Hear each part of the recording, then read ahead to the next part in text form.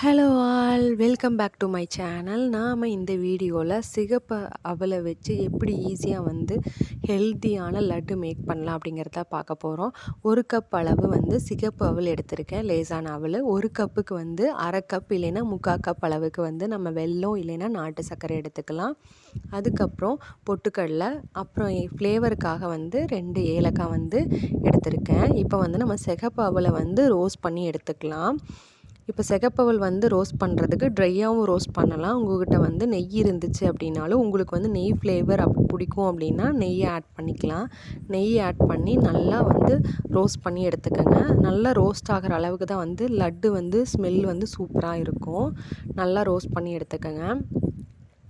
நல்லா ரோஸ்ட் ஆனதுக்கப்புறம் நீங்கள் இப்படி கையில் எடுத்து அமுத்தி பார்த்தீங்கன்னா இந்த மாதிரி வரக்கூடாது. நல்லா பவுடராக வரணும். அந்த அளவுக்கு ரோஸ்ட் ஆகணும். பாதி ரோஸ்ட் ஆனதுக்கப்புறம் பொட்டுக்கடலையும் ஏலக்காயையும் உள்ளே ஆட் பண்ணிக்கலாம். உள்ளே ஆட் பண்ணி நல்லா ரோஸ்ட் பண்ணி எடுத்துக்கலாம். சிகப்பவல் புற்றுநோயை கட்டுப்படுத்துறதுக்கு சிகப்பவல் ஹெல்ப் பண்ணுது. சிகப்பவல் ரத்த சோகை இருக்கவங்க சாப்பிடலாம். வெயிட் லாஸ் பண்ணணும் அப்படின்னு நினைக்கிறவங்க சிகப்பவல் எடுத்துக்கலாம். இப்போ நம்ம அவல் நல்லா ட்ரை ரோஸ்ட் ஆகிடுச்சு. கேஸ் ஆஃப் பண்ணிவிட்டு நம்ம ரெஸ்ட்டில் விட்டுறலாம். நல்லா ஆறுறதுக்குள்ளே நம்ம சர்க்கரையை கரைச்சி எடுத்துக்கலாம். அரை கப் அளவு சர்க்கரை எடுத்திருந்தீங்க அப்படின்னா 1.25 கப் அளவுக்கு நம்ம தண்ணி ஊற்றணும். அப்போ தான் கரெக்டான மெஷர்மெண்ட் அது. தண்ணி ஊற்றி நல்லா தண்ணி காஞ்சதுக்கப்புறம் சர்க்கரையை உள்ளே ஆட் பண்ணிக்கலாம். சர்க்கரை நம்ம தண்ணியில் நல்லா கரைஞ்சி கொதிச்சா போதும். பபிள்ஸ் மாதிரி வரும். அந்த ஸ்டேஜ் போதும். நம்ம கம்பி பதமெல்லாம் பார்க்க வேண்டியதில்லை. அந்த சைட் பையில் நம்ம மிக்ஸி ஜாரில் அவளையும் பொட்டுக்கல்லையும் ஆட் பண்ணி நல்லா கொரகொரப்பாக அரைச்சி எடுத்துக்கலாம். உங்கள்கிட்ட நிலக்கடலை இருந்துச்சுனாலும் அதையும் நீங்கள் உள்ளே ஆட் பண்ணிக்கலாம். ரொம்ப டேஸ்ட்டாக இருக்கும். இப்போ சர்க்கரை நல்லா கொதிச்சிருச்சு. அதுக்குள்ளே நம்ம பவுடராக்கி வச்சுருக்க அவல், பொட்டுக்கடலை, ஏலக்காயை உள்ளே ஆட் பண்ணி நல்லா கலந்து விட்டுடலாம்.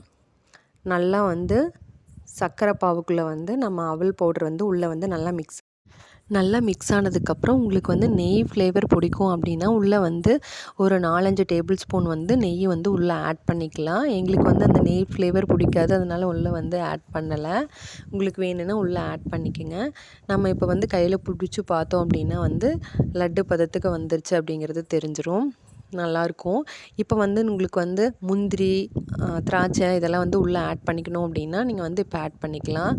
நான் இப்போ முந்திரி மட்டுமே உடைச்சி உள்ளே ஆட் பண்ணியிருந்தேன். நல்லா இருந்துச்சு. சிகப்பவல் வெயிட் லாஸ் பண்ணணும் அப்படின்னு நினைக்கிறவங்க ரெகுலராகவே எடுத்துக்கலாம். வீக்லி ட்வைஸ் சிகப்பரிசி, சிகப்பவல் இதெல்லாமே எடுத்துக்கலாம். இப்போ நம்மளுக்கு லட்டு ரெடி ஆகிடுச்சு. சர்வ் பண்ணிடலாம். குழந்தைங்க ஸ்வீட் இன்ஸ்டண்ட்டாக கேட்டாங்க அப்படின்னா நீங்கள் இந்த ரெசிபி ட்ரை பண்ணி லட்டு பிடிக்கும் போதே நீங்கள் கையில் நெய் தடவி லட்டு பிடிச்சிங்கன்னா ரொம்ப டேஸ்ட்டாக இருக்கும். இப்போ நம்மளுக்கு லட்டு ரெடி ஆகிடுச்சு. சர்வ் பண்ணிடலாம். என்னோடய சேனல் நிறையா பேர் சப்ஸ்கிரைப் பண்ணாமல் பார்க்குறீங்க. மறக்காமல் என்னோடய சேனல் சப்ஸ்கிரைப் பண்ணுங்கள், லைக் பண்ணுங்கள், ஷேர் பண்ணுங்கள். Thank you all. வாழ்க வளமுடன். ட்ரை பண்ணி பார்த்துட்டு மறக்காமல் கமெண்ட் பண்ணுங்கள்.